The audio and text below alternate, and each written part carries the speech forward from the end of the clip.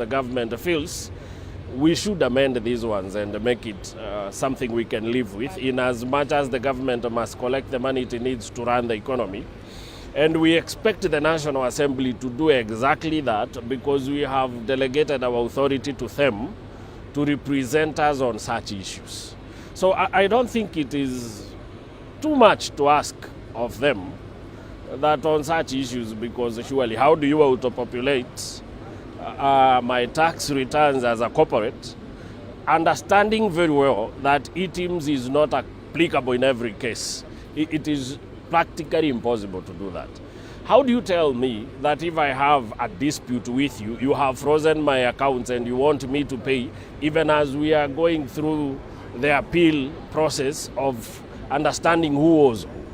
Such requirements are very strict, but we must also understand that KRA is coming from a point of experience. These requirements it's making to the National Assembly to allow them, the powers it is asking, it is connected to the responsibility we've imposed on them to collect revenue for us to be able to run the economy. Then they are telling us, for us to be able to collect the revenue, you must give us powers to do this and this and this.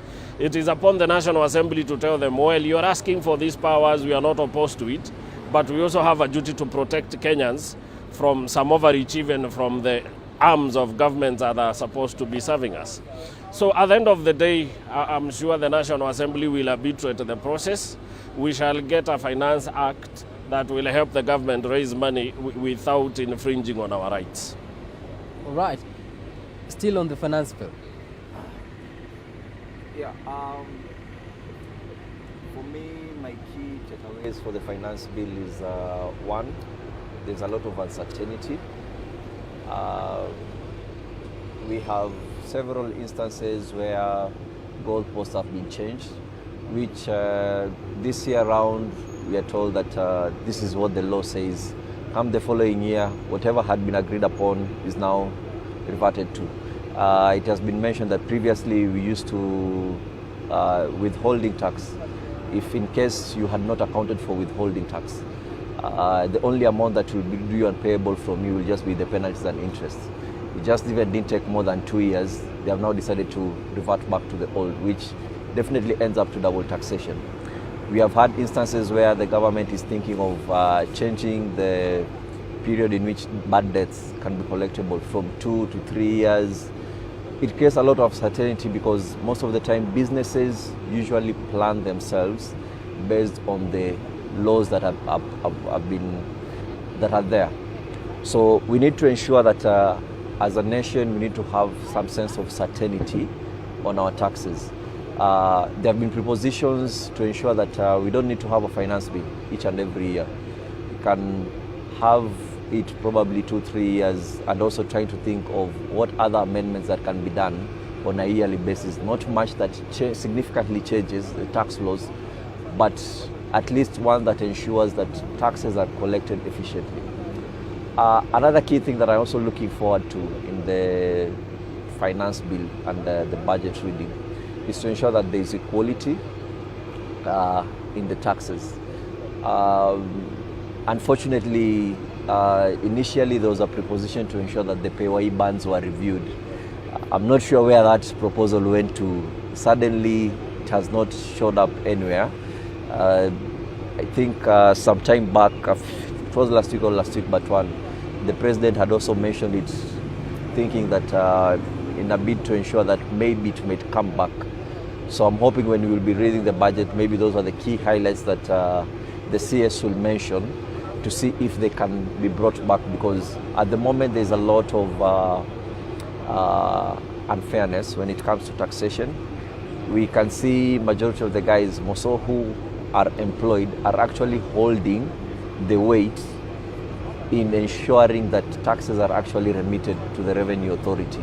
So we need to ensure that at least the PAYE bands are significantly reduced. Probably the highest band of taxation for PAYE should come back to 30% as it was before. There should be an exemption at least for the first 30,000 of income that people earn, so as to cushion the low incomes. Last but not least from my end, I'm looking forward to us requesting the national government to come back after every year and tell us and give us a report as to how we were able to spend the funds from the previous year. I think that even the discussion that we were having here before. So we come, the government gives us a budget and says, this is how we intend to spend this money. Can we say that, let's say after the year comes to an end, in August, September, the government comes back and tell us, based on the budget that we had said in the previous year, this was the actual amount, this is how much we collected from the taxpayers, this is how much was spent on X, Y, and Z, to ensure that there's a full cycle of responsibility. I understand that these records are definitely with KNBS, Kenya National Bureau of Statistics, but then it also needs to be made public and actually be tabled in Parliament for discussions, and also be made to be also a graceful event as the way as budget reading is, so that we as Kenyans also appreciate the fact that we understand how all the taxpayers' funds that were collected, how they have been used, at least at the end of each year. All right, thank you. And now, even as we wrap up, you can give us your closing remark, several seconds each, starting with Gerhard. My closing remarks are very simple. Let's accept the finance bill, but with significant changes. There are several amendments that need to be done away with. So we need to ensure that anything that hurts the economy or that hurts the common mwananchi needs to be effectively deleted from the finance bill. Well, my closing remarks is that we are looking forward to seeing what the minister has in specificity in terms of allocations to sectors, ministries. We really look forward to see what kind of breakdown we have, because what we have is a broad, the allocations in broad basis. We need to see it in actual sense, what really is going where, for us to be able even to interrogate the budget and see how the finance year looks like. Right, Wangeshi. What I would say as my closing remarks, for the finance bill, I still stand. It should be rejected, because if you look at it point by point, all of them, they are punitive. Even increasing the excise duty, they are just increasing taxes. And I will just say, Winston Churchill said, you cannot overtax your people to prosperity. It's like stepping in a bucket and trying to lift yourself up by its handle. The reason why I'm saying that, by overtaxing people doesn't mean you will grow the economy. Actually, if you look at Kenya, they've never met their target. They've been missing their target, missing, because increasing the taxes, it's very counterproductive. The moment you increase tax on products, the trader shifts it, or the suppliers or manufacturers shifts it to the final consumer. So at the end of the day, it is Wanjiko who is feeling the pain, because he's the one who is carrying the tax burden. Number two, we've said you cannot freeze or you cannot put an agency notice on someone's account. You cannot be able to withdraw any money, yet you have an active court case. So I'm trying to say the finance bill is punitive. According to me, as a tax expert, it is not good, and this is not politics, it's what they have in the paper. So for me, I will advise, if the members of parliament are watching this and they are listening to this, the best thing they can do to Wanjiko is reject it. Because if they say they expurge the controversial clauses that we are talking about, it will just be left as a shell, because other things they are just clarifying. Hakuna kitu mzuri kwa hii finance bill. So if you are a member of parliament and you care about your people who elected you, reject this finance bill. It shouldn't go anywhere, because you and I know what is contained in it. And if you don't know, ask us, we will simplify it and give you a summary as to why we are saying it should be rejected in totality. Thank you. All right, to our panelists right here, thank you so much for joining us. From Gerhard Nudunyi, Kimani Mwange, CPA Wangeshi Waroe, thank you so much for making time. The conversation continues right here on K24 TV, and even as I hand in, I'd love to send you to Kisumu, where we have Guma on standby. Guma. Yes. Yes? Okay, it's a good morning in Kisumu County in the scorching sun of the lakeside city, where we are joining the conversations on the budget that is being read today by CS Treasury John Mbadi in the parliament later on in the day. And we are just here to take sentiments from the people of the lakeside city on what they feel about the today's budget and this year's budget, whether it reflects what they would want to be in that budget, or what are the issues of concern that they need to talk about on the budget, and whether the government is listening to the issues that the people are raising. Joining me here is one of the residents. Kindly come, unaweza anza na majina na utueleze wewe kuna nini unatarajia kwa hii bajeti ya siku ya leo, na kama vile unavyoangalia bajeti imeweza kutekeleza yale matakwa ya mwananchi wa kawaida. Kwa majina naitwa David Moi, mgachi wa Kisumu. Kulingana na hiyo budget, sioni hiyo budget kweli imekuza mwananchi wa kawaida. Kwa sababu naona hiyo budget vile wanasema, alafu hiyo pesa pia wameweka sijui 4 trillion. Hiyo budget sijui kama imekuza mwananchi wa kawaida. Wananchi wa kawaida tunaumia. Maisha iko juu, tax ndio hiyo. Vitu mingi sana yenye inafaa hiyo budget kweli kama Mbadi kama anaweza kuiangalia vizuri, hiyo budget inafaa iguse kabisa mtu wa chini. Kwa sababu tunaumia. Hii government tulikuwa tunatarajia inaweza kuwa vile iko hivi. Tulikuwa natarajia hii government ikiingia vile iliingia hivi maisha itakuwa bora. Sasa hii maisha ni ngumu. Mwananchi wa kawaida anaumia. Hiyo budget najaribu kuambia Mbadi ajaribu kuiangalia kimakini sana. Iguze mtu wa chini kabisa, ule mwenye mama mboka na mwana boda boda, tunaumia. Kwa sasa budget tayari ishaandikwa na ile mswada itapelekwa bungeni yenye itajadiliwa na wabunge kuhusiana na bajeti ya mwaka huu. Wewe kama mwananchi ukiangalia bajeti ya mwaka huu na ile iliyopita, kuna tofauti yoyote? Kulingana na ile yenye ilikataliwa ile na sisi wa Kenya, tunaiangalia kwanza hiki makini kabisa. Tunaiangalia. Tunataka tuone kweli hii inagusa mtu wa chini. Kama itakuwa mbaya, kama ile yenye tulikataa ile, tena hii tutakataa tu, tutakubaliana nayo. Na wabunge wakae rada sana. Tunawaangalia polepole.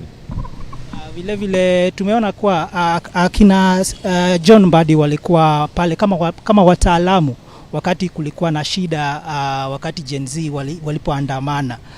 Unaona kuwa wametatua zile shida ambazo zilikuwa wakati Gen Z walikuwa wakiandamana, zimetatuliwa na hii mswada wa bajeti wa siku ya leo?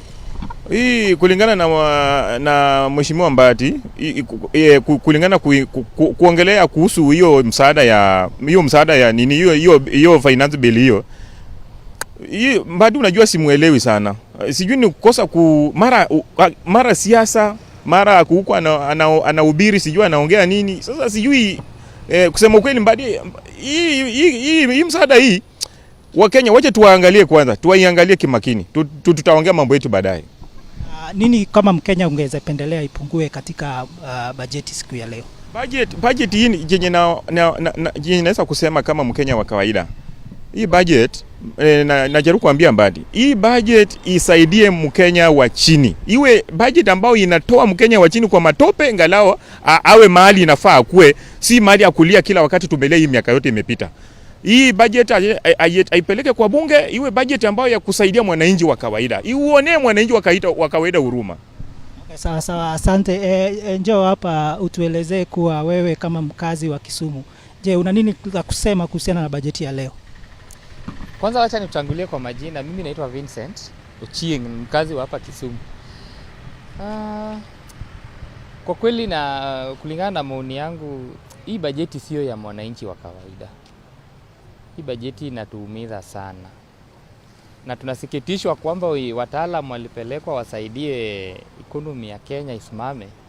Ndio hao sasa wanatumia economy ya Kenya vibaya kuikula. Kwa sababu kama Mbadi wanasema wamehusisha umma, public participation. Naona kitu kama hiyo Nairobi. Sasa sijui walikuwa wanatumia mikakati gani watu kutoa maoni yao kuhusu hiyo budget. Kwa sababu hakuna vile utaniambia wewe kama mzazi una budget na shilingi 10,000 ilhali wewe una shilingi 4,000 kwa mkono. Sasa kimaoni yangu Kenya should work within their means. Ndio maana yule mzungu alisema cut your coat according to your suit. Huwezi kuwa na matarajio kubwa na una target, una pesa kidogo na unatarajia matarajio makubwa. 4.8 trillion is much bigger amount. Kenya imai kuwa nayo ina budget hii. Sasa kulingana na mimi, Kenya ipunguze corruption, ipunguze wizi, tuishi maisha mazuri kulingana na mifuko yetu kama wa Kenya. Do you think CS Treasury has stabilized government, what they were intended to do when they were joining government in the broad-based arrangement? I don't think so, because it even wasn't the situation. On my own understanding, they were experts given to the states by former Prime Minister Raila Odinga to help. Lakini wamefika pale tumbo imekuwa, yani sasa wamefurisha, sasa ni tumbo inajazwa sasa. Yani mtu anatafuta tu opportunity ya kuingia pale ili kujinufaisha mwenyewe. Alafu wanakula wachache, wanaforce wingi waimbe tu tamu. Ni ngumu ndugu yangu, hawajafanya chochote hapo. La mwisho, unaweza sema nini? Kuna mabadiliko yoyote ama yale shida ambayo Wakenya wamekuwa wakililia kila mwaka wakati kuna bajeti, kuna yote umeona imetatuliwa kwa bajeti hii? Hakuna, wameongeza tu shida tena juu ya shida. Hawajatatua lolote, wameongezea shida. Na ni wajanja wanatumia midomo tamu, yani ni kama una beautify the wrong thing. Kitu ni chafu na unapaka nyuma ngongo mafuta ingare. Hii bajeti ya sasa ndio iko na makosa mingi zaidi. Na hizi vitu wameficha kwa uzuri ya maneno yenye wanaongelesha Wakenya. Alafu unasikia tukiquestion about the taxes, wanasema hiyo ni propaganda ya opposition. Lakini ni kitu imeandikwa, unasoma mwenyewe ndugu yangu. Mimi sioni kama imesaidia chochote. Asante sana. Those are just some of the sentiments from the lakeside city, where the residents are saying they are not well satisfied with the current budget that is going to be read by John Mbadi later in the day. And also what they are trying to say is that the budget does not reflect the needs of the common man. It's more of an elite budget that forgets about the needs of the common man and the things that Kenyans have been agitating for. Even the ones that led to Kenyans to demonstrate during the 2024-2025 finance bill have not been tackled yet the way they thought they would be tackled. From Kisumu County, back to you in studio. Much Guma, all the way in Kisumu County, for getting the views of the residents there.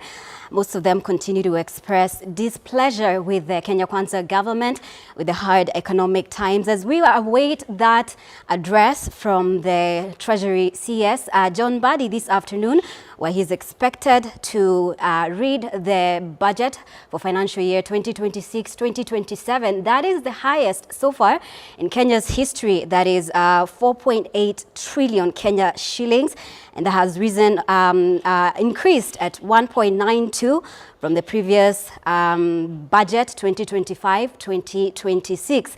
We will be looking at all the allocations, the different sectors when it comes to health, when it comes to education.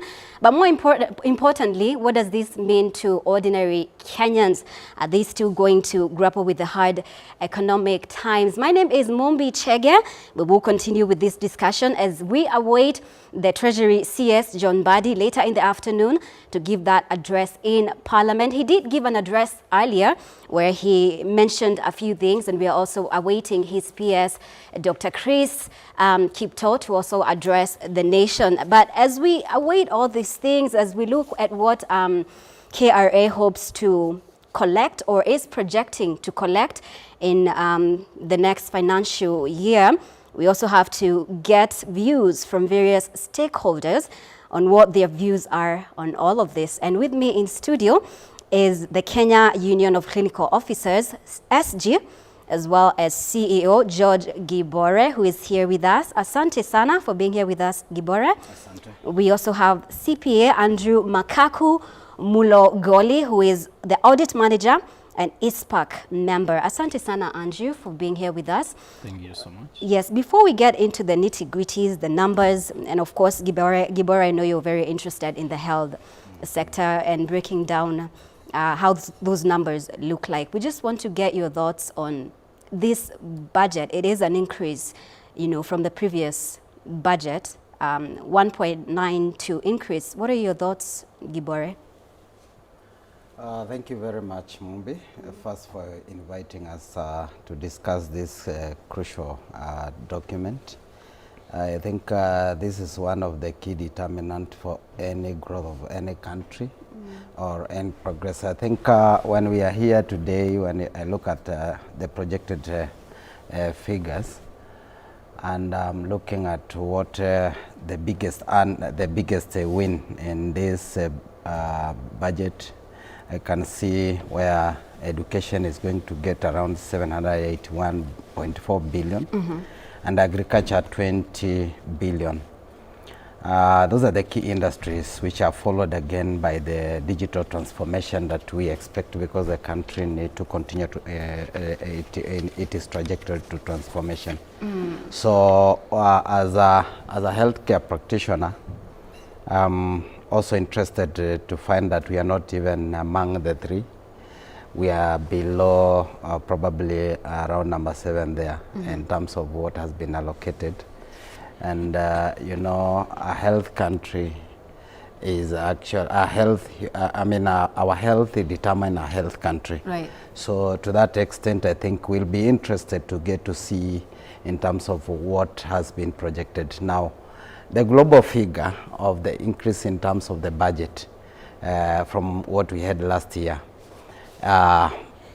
really for me is not a big problem. The biggest problem is the value addition to our livelihood, Right. and to ease the burden that Kenyans are experiencing. That's what the focus will be, that when we are now and probably having an expanded budget, what kind of value addition are we going to do? Economical factors that are going to say, like, yes, we are considering to increase our economical space in this manner, so that we can reduce the burden that now we are pushing to Kenyan. And more specifically, I speak for the civil servant who are more of the majorly burdened with the current economical issues. Right. Thank you. Your views, Andrew, coming from a financial expert's perspective, what do you make of this budget and it having increased by 1.92 from, last financial year's budget? Thank you, Mumbi, for this opportunity so that we can interact with Kenyans and dissect these numbers as they are. The budget as it is, there is an increment of about 1.9 billion, and of importance to me is the effect Kenyans are going to feel. Right. And that common mwananchi, the mama mboga and boda boda, if this budget is going to favor them. Specifically, the industry, we are looking at the health sector. Right. In terms of thematic areas that the Kenya Kwanza government prioritized, health as one of the area was considered most. And therefore, we'll be looking at the key areas in terms of increment, that take home, and what we are losing in terms of prioritizing Kenyans in terms of health sector. Of course, other areas have been covered. There are areas that have been fully funded. So we'll be dissecting to see, was this or is this the priority for Kenyans? So for me, if you look at globally, we'll be looking at some of the treaties the Kenyans signed back in 2001 on where we need to achieve in terms of health sector. What percentage in terms of total budget we have achieved so far, and are we heading to the right direction? Thank you. Thank you so much. Gibore, does it make sense to reduce the health budget? The previous financial year, it was at, it's actually been increased, but there are some aspects that if you look at medical services, it increases by 8.81, that is 132.97 billion. If you look at public health and professional standards, increase by 17.08 to that translates to 42.56 billion. But now the main issue, if you look at what has been allocated to primary health care, do you think it's adequate what it's been allocated? That is 8.68 billion, for instance. I think I need to be very clear in terms of this issue because that's my area of interest, and when you look at it, there is an indication of additional money being put to health. The biggest question is, does it commensurate to the need that we have in the health sector? And what are the key factors that inform our budgeting in the health sector?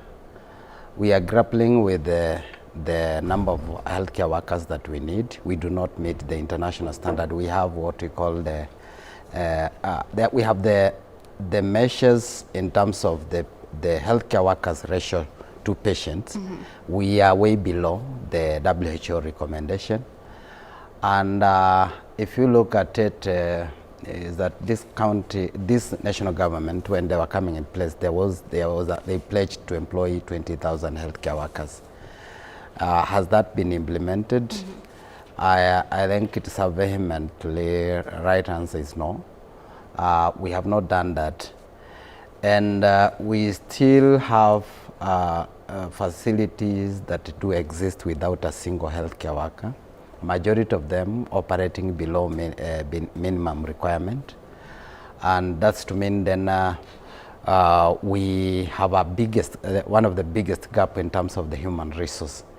Do we have now the priority? I think I have had some of the discussion which are not very clear, which I believe that as the representative of the healthcare workers, we should be asked for our opinion, because whenever we are giving our opinion, they are most of the time not considered because of their own reason. The priority area being the health sector, we expected that we need to look into some of the policy that we have adopted, and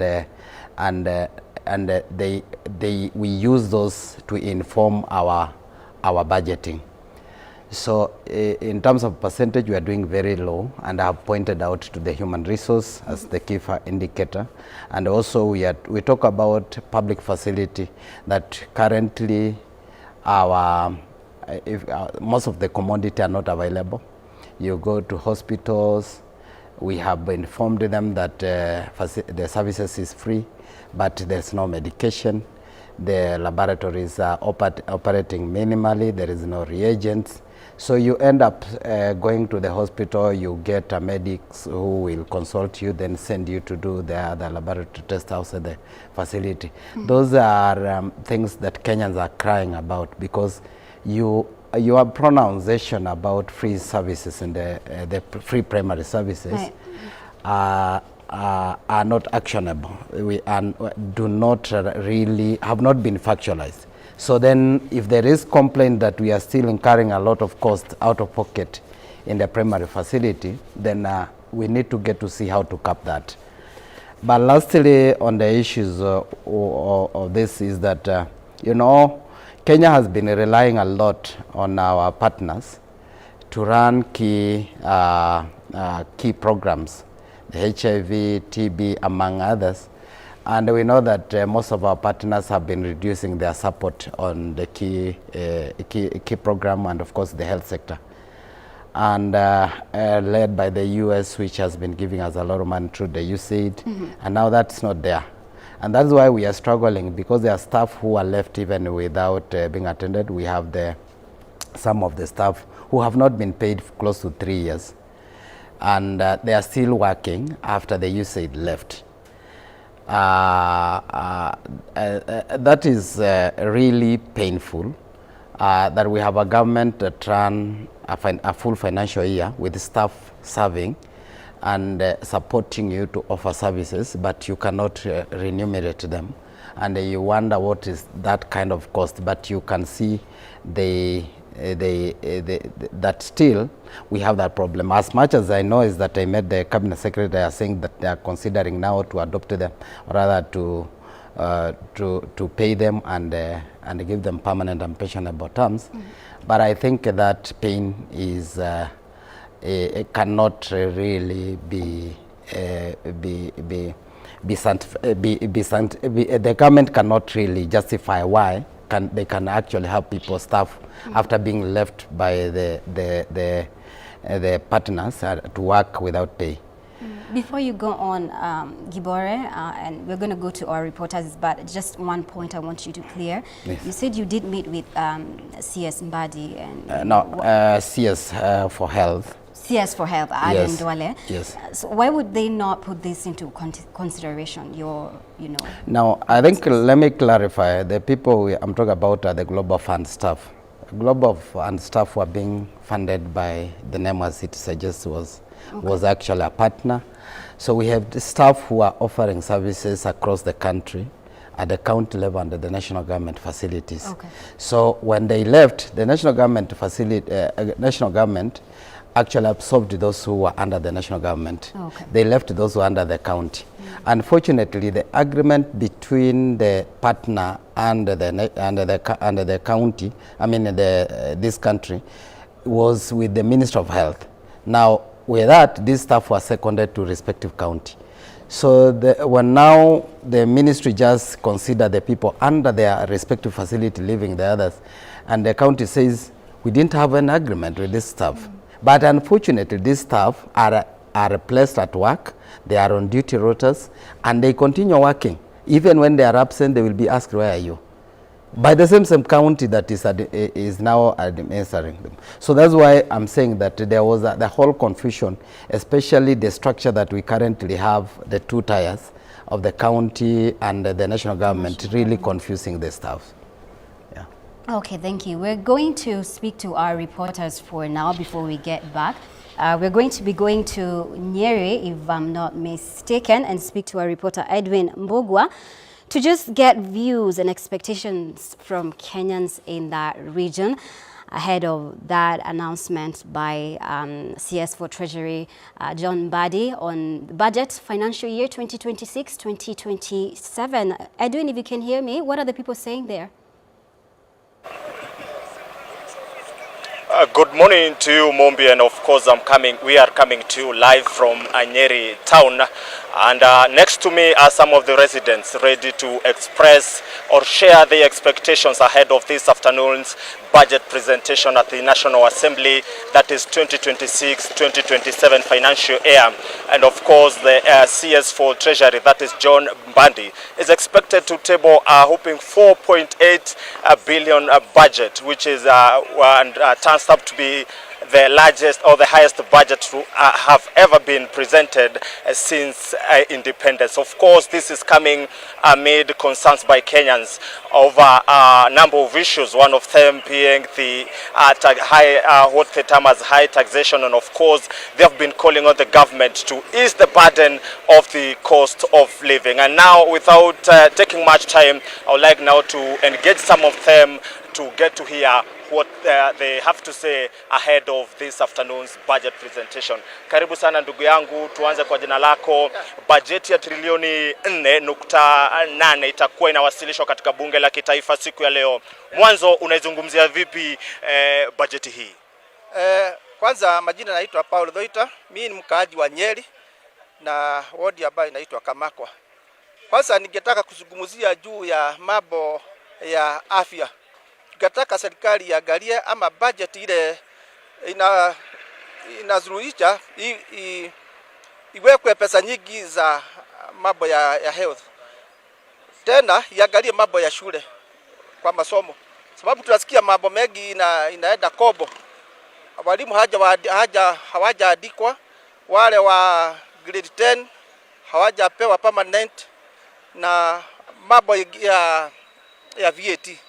Hiyo ndio mambo yale tungetaka kuzungumzia sana, sababu ndio inahusu kwa mwananchi wa kawaida.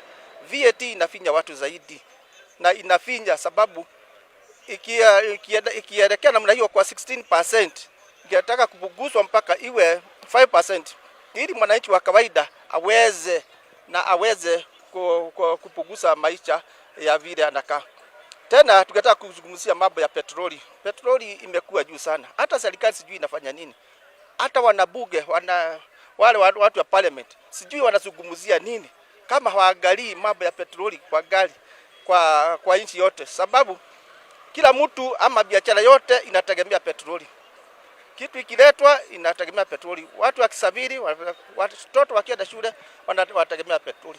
Kwa hivyo mambo ya usafiri ndio inaelekeza hii Kenya katika njia ile inaendelea. Lakini petroli ikienda juu hivi, mambo yatazoroteka na mambo yatakuwa baya sana kwa kila mtu.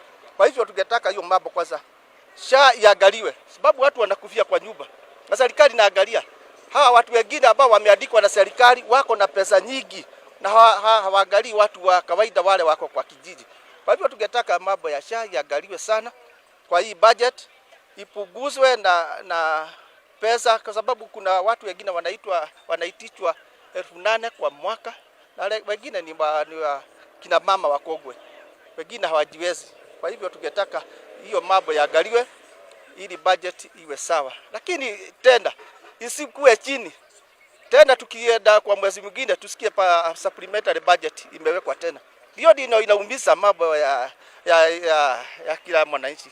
Na asante sana. Nizungumza na mwingine hapa kwa kifupi tu. Tuanze kwa jina lako, tueleze matarajio yapo ni yepi adhuhuri ya leo, na ungetaka pengine sekta zipi ziweze kupatiwa kipaumbele katika bajeti hii? Nikianza kwa majina, naitwa Mathenge, mwanabiashara hapa Nyeri. Mimi nitaka kuzungumzia mambo matatu tu ya afya, mambo na shule na mambo na security. Hizo mambo tatu, uti wa mgongo wa Kenya wananchi tunajua ni mambo na afya. Hiyo tunataka kuzungumzia. Hiyo kwanza budget, hiyo iko pesa mingi, mambo na masomo, pia security. Hiyo itaguza mwananchi wa kawaida. Hiyo yote wakiguza mambo na afya, wameguza mwananchi wa kawaida na mambo itakuwa sawa.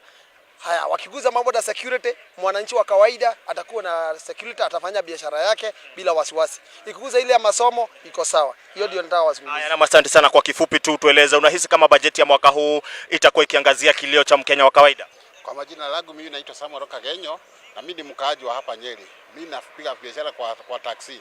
Sasa mimi ningetaka serikali ituangalilie kwanza mabarabara. Ukiangalia na huku kwetu na huku sehemu ya Tetu kuna barabara zilikuwa za uhuru na ilikuwa imeanzia.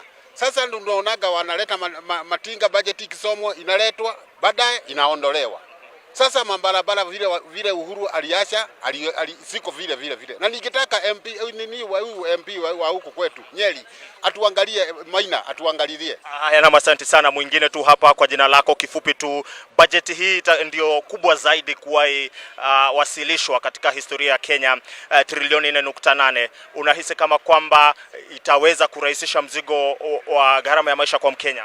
It is true. Mimi naitwa Steven Moneki, mkaaji wa Nyeri. It is true that it's a huge amount that is going to be represented in this Kenya, but mimi ningetaka kusema kulingana na vile hiyo pesa yote inatajwa kwa kila mtu anasikia ni pesa mingi, mimi ningetaka ikuje kwa mwananchi. Tusiwe tunahitaji tu kwa kusema tu na majina. Kuna mwingine anajua 4 trillion hajui zitakujaje kwa mashinani ndio isaidie mwana biashara, mwana Kenya yule afiru kama hiyo budget vile imesomwa na pesa mingi. Hata mimi nimeifeel kama wale watu wanakuanga huku mashinani pande hiyo, kama mwenzangu amesema hapo beleni, masomo, kitu inaitwa security na health. Unajua hizo vitu tatu, hiyo ndio uti wa mgongo wa mwananchi. Sasa hiyo kitu ukiguza hiyo kitu, kila mwananchi atakuwa ana feel kuna kitu inaendelea. For example, saa hii watoto wanagoma, unasikia wengine wanaambiwa wanalipishwa pesa na wako attachment. Sasa hiyo kitu inaudhi hata watu, hata wazazi wanafeel hiyo kitu imewafinyilia. Ndio watoto wanahisi kuna maneno inaenda vibaya, sababu hata wazazi wao wamefinyiliwa na serikali, wanaona ni serikali. So mimi ningetaka hii serikali hiyo pesa ilete mashinani, kila mtu afeel kuna budget imesomwa pesa mingi na inaguza kila mtu. Na asante sana Mombi. As we've heard, those are concerns and sentiments from locals from this particular town. We'll keep our tabs on as the program continues. We'll continue speaking to more residents as the Kenya awaits how the CS4 Treasury, that is John Bandi, will outline how the government will raise and spend the 4.8 trillion Kenya shillings. From Nyeri County, I would like us now to cross over to Mombasa to my colleague Boniface Musangi. Naam, shukrani sana basi Mbugua kutoka kaunti ya Nyeri. Nimeweza kusikia wakazi katika kaunti hiyo basi wakiweza kudadavua kwa kina kuhusiana na bajeti hii ambayo yakadiriwa na wengi takriban trilioni 4.8 hivi, ambayo imeweza kuwa juu zaidi ikilinganishwa na ile bajeti ya trilioni 4.6. Na ni hali ambayo wengi wanaisubiri kwa hamu kuweza kuona waziri wa masuala ya fedha John Mbadi atakuwa na yapi atakapofika pale bungeni kuweza kuweka wazi kile alichonacho kwa Mkenya. Ila Mkenya basi yeye anaweza kusisitiza ya kwamba basi anahitaji unafuu tu wa maisha, hivyo basi kuweza kuishinikiza serikali kupitia bajeti ya mwaka 2026-2027 iweze kuwa na unafuu katika maisha yake. Bila kupoteza wakati nitaweza kuongea na baadhi ya wakazi hapa kaunti ya Mombasa tu. Watu ambao pengine kauli yao ni ipi kuhusu swala zima na mchakato mzima wa hii bajeti. Tayari maoni yalitolewa, bajeti inaenda kusomwa siku ya leo na waziri wa fedha John Mbadi. Unazungumzaje kuhusiana na hii bajeti wewe kaka? Naam, kwa majina naitwa Francis Auma, mimi ni mkazi hapa Mombasa na nasikitika sana kama mlipa ushuru Kenya vile mambo yalivyo. Sisi kila kukicha serikali haijali sana wananchi, bajeti wapandisha mapesa pesa nyingi sana kana kwamba tuna overspend, pesa zinaenda tu kwa education, na education yenyewe pia ikienda inaenda kwa mambo ya salary, unapata mambo ya entertainment, afcon, mambo gani. Mimi naona hii ngiribagoji kuchezeana tu watu wazima sisi haifai namna hiyo. Sisi tunasema kuwa tuna overweka pesa mingi na itaumiza mwananchi wa kawaida. Maisha magumu, uchumi mgumu, na Mbadi na serikali yake akina Ruto hawajali. Wao watabunge pia hawajali. Hao bora tu mambo yao yameenda na wanapandisha pesa ile ya juu. Hii itaumiza wananchi wa kawaida na sisi kama walipa ushuru tunaumia zaidi. Kwa hivyo tunaona hapa ni viaka, hapa tunaona ni kuumizana, kudhulumiana tu kwa sababu nyinyi ndio viongozi ambao mna nguvu ya kupitisha bajeti. Sisi tunaona hii ni mbaya sana. Tumeweza kuona pia vile vile bajeti ya State House hivi ikiweza kutengewa takriban bilioni 12.6 hivi. Unaizungumzaje swala lile wewe? State House kila mwaka watumia karibu 20 billion. Hatujui chakula gani wanakula kule ndugu yangu. Angalia watu huku chini, hakuna facility upande wa madaktari, hakuna madawa, barabara si nzuri, infrastructure poor.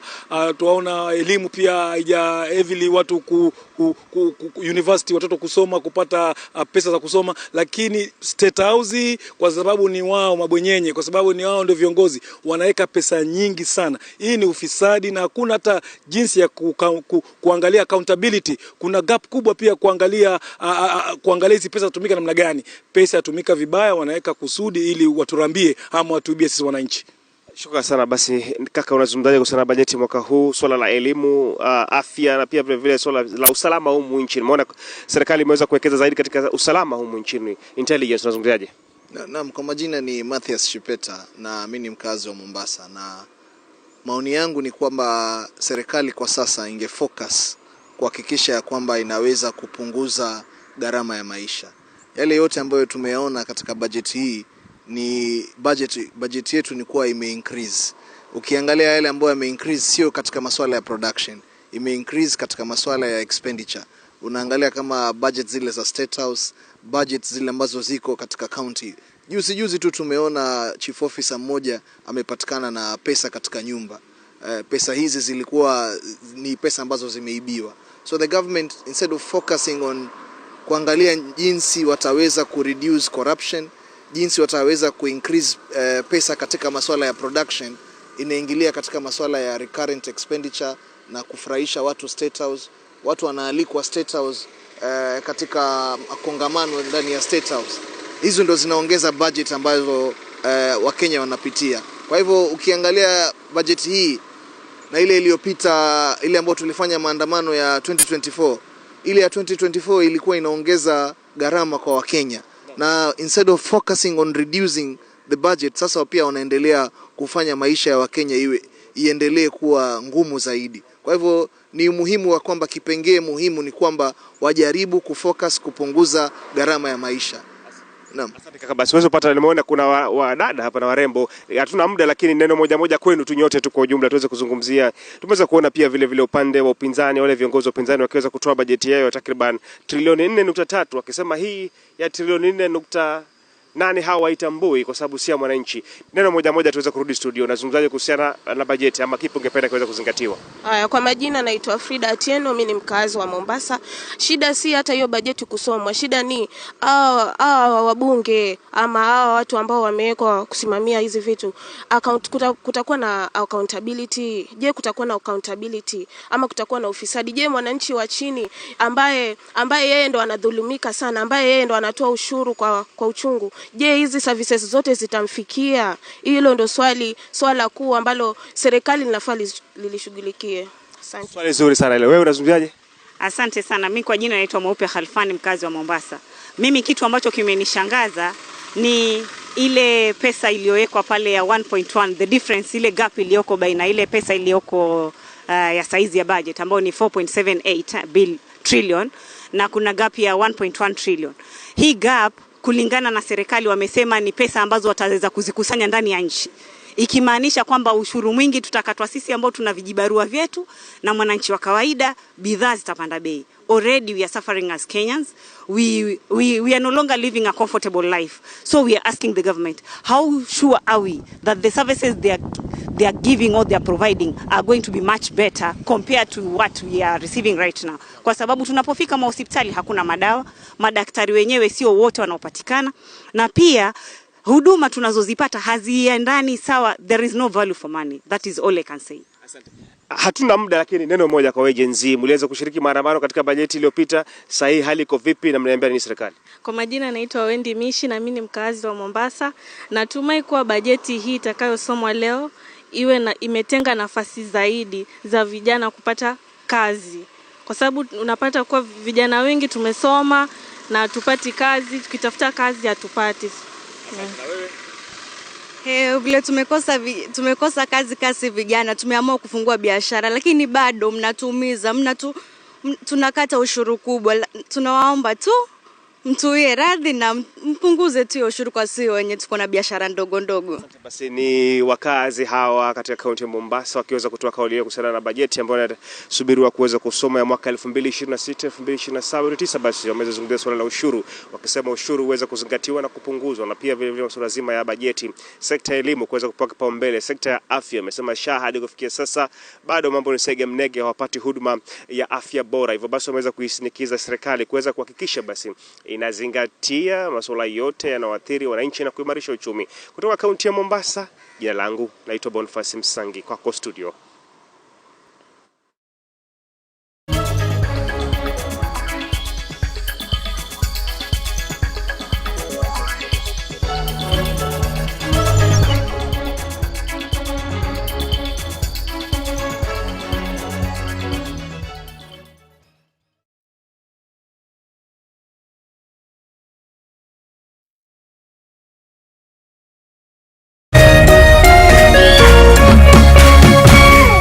Meme TV, Muthegi wa Rũrĩrĩ.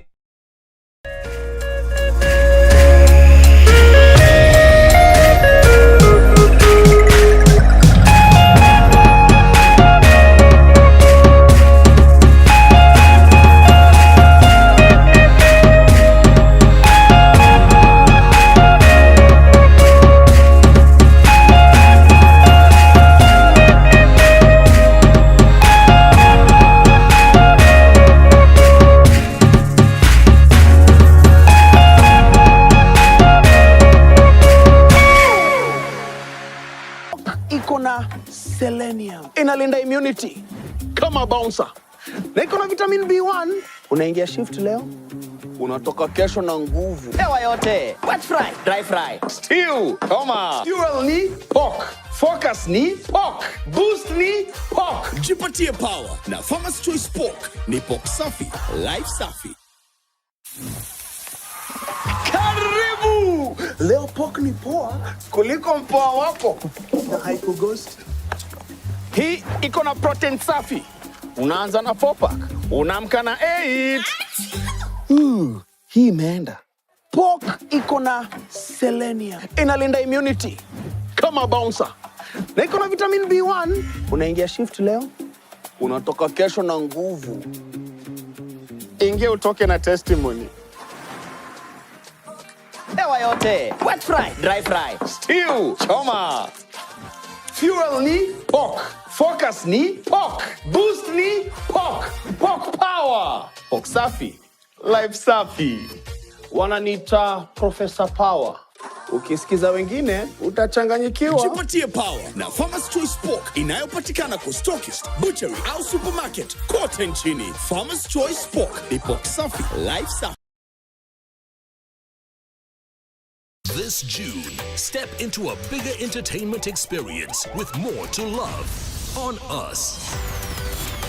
We're talking more drama, more action, more unforgettable stories, all waiting for you. All hands on deck. We're opening up our world of entertainment so you can view more. Good job, partner. This June, pay for your current DSTV subscription and we'll upgrade you at no extra cost.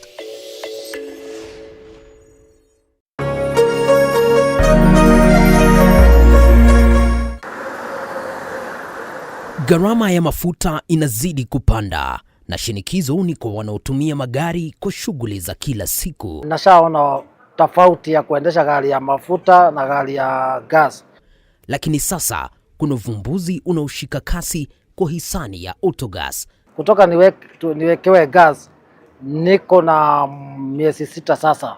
Na kutoka nianze kuendesha gari ya gas naona iko na faida kubwa sana, manake gas ni nusu ya mafuta. Magari mengi yakiacha petroli na dizeli na kuhamia kutumia gesi. Pahali nilikuwa natumia petrol station nikiweka mafuta ya 4000, sasa hivi ninaweka 2000 na chapa the whole day. Lakini je, teknolojia hii ni salama kiasi gani? The safety of this system is too high compared even for that of petrol. Na inaweza kuwa mustakabali kwa usafiri nchini Kenya. Tunafaa kufanya kitu inaitwa education, just basic education about autogas, na to make sure kila mtu ame-understand. Usikose makala maalum kuangazia swala hili Ijumaa hii saa 3 usiku kwenye runinga ya Kameme TV.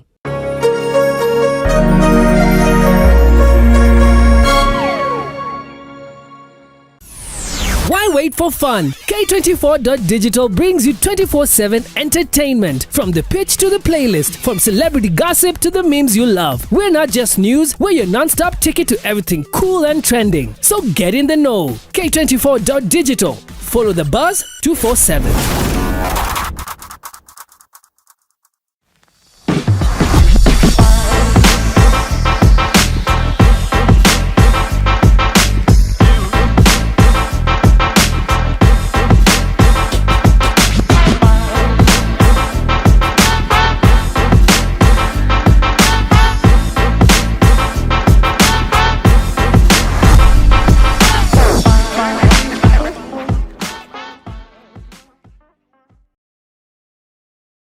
Fiscal framework for financial year 2026-2027. But for now, we are going to be crossing over to David Kagina, who is speaking to Member of Parliament for Kiharu Ndende Nyoro. Kagina?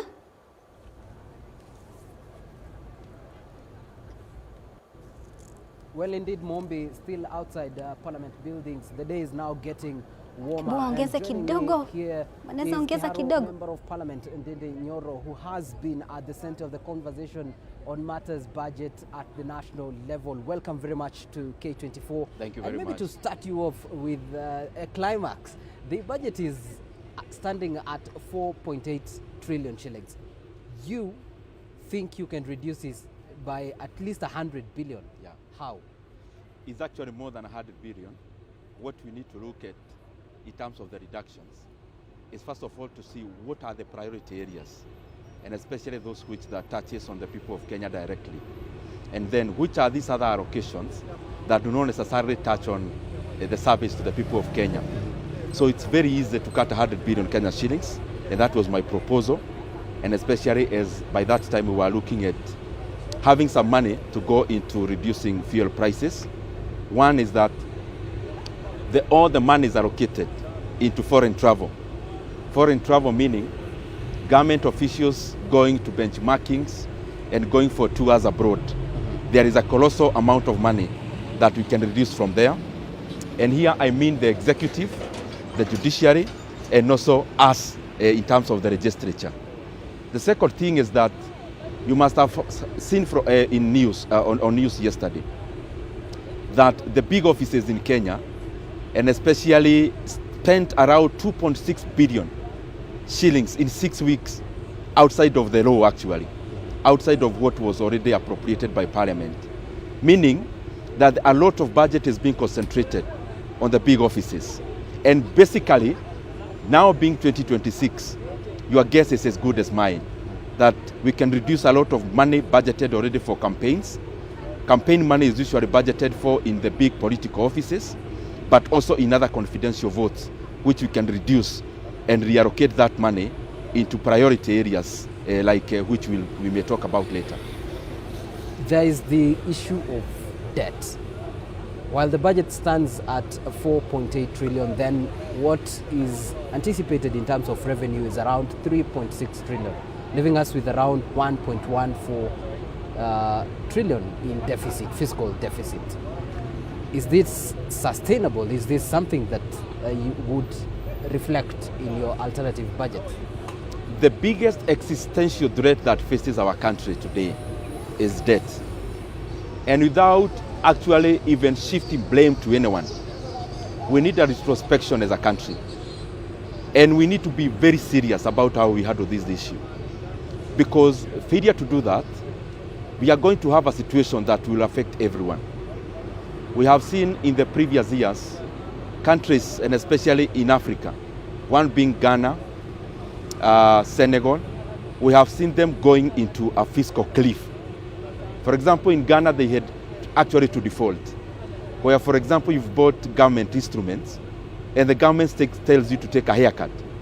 Haircut meaning that you, even if you had bought a board of, let's say, 1 million shillings, the government forces you to reduce it in a unilateral manner.